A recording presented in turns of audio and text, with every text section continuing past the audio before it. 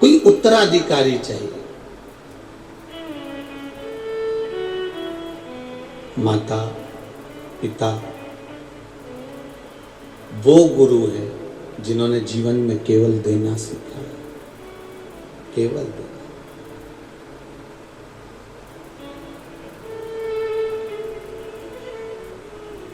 पर बच्चों का फर्ज है कि कभी जिंदगी में अगर मौका मिले माता पिता को अगर कुछ देने का अगर मौका मिले तो पीछे मत हटना।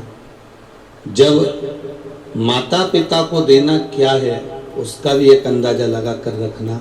माता पिता कभी नहीं कहेंगे कि बेटा मुझे 100 रुपये दे कि 50 रुपये दे।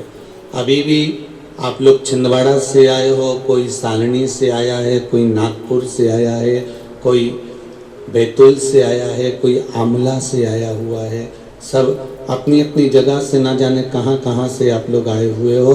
तो आप में से कितने लोग हैं जिन्होंने अपने बच्चों से पैसे मांगे होंगे कि मुझे जाना है जरा 100 रुपये दे? कोई ने नहीं मांगा होगा। मांगा किसी ने? जम के तो बोलो, नहीं मांगा ना। पर आपके बच्चे या आपकी बहू मायके जाती है, आपकी बहू अगर मायके जा रही होती है तो उसको 100 रुपये 50 रुपये हाथ में कौन पकड़ाता है? अरे बोलो तो सही, तुम ही देते हो ना कि ये बेटा 100 रुपये रख ले, ये बच्चों को 50 रुपये रख ले, ये बेटी जा रही है तो बेटी को दे दिया, बहू जा रही है तो बहू को दे दिया।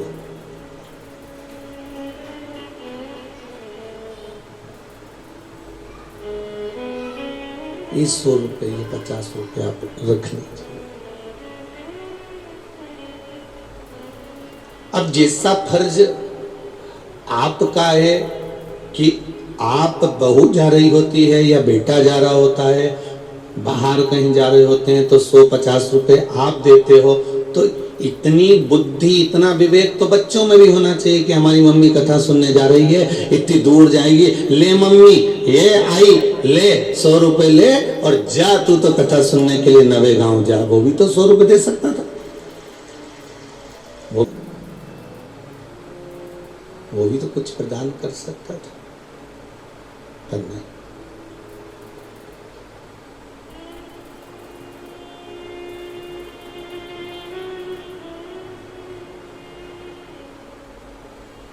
रामायण किस किसने सुनी है? जरा हाथ ऊंचा करो। सबने सुनी है? रख लो, धर लो हाथ वापिस नीचे।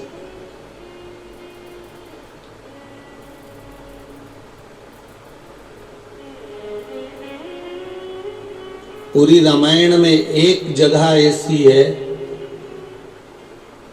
अपनी बेटी को समझाया, बेटी समझ गई।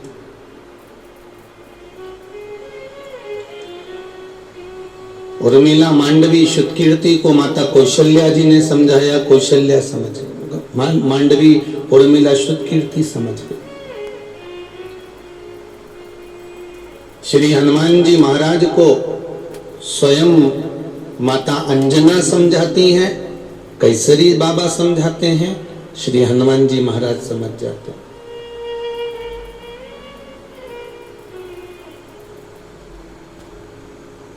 पर पूरी रामचरितमानस में एक स्थान ऐसा आता है, एक जगह ऐसी आती है कि उस स्थान पर हनुमान जी सारी जगह छोड़कर उस पर्वत पर चढ़कर उस पे लात रखकर वो पर्वत पर अपना पांव रखकर फिर लंका की ओर जाते हैं, और पर्वत पर जैसे ही पांव रखा वो पर्वत जमीन में चला जाता, पाताल में चला जाता। सुना है कि नहीं सुना?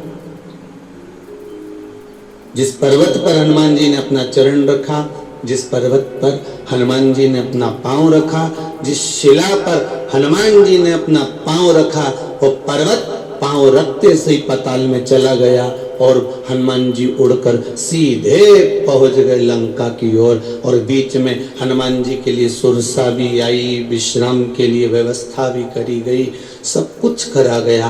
पर हनुमान जी सबकी परीक्षा में पास होते होते होते होते लंका पहुंच गए। हनुमान जी लंका पहुंच गए। पर कभी आपने विचार करा आपके जीवन में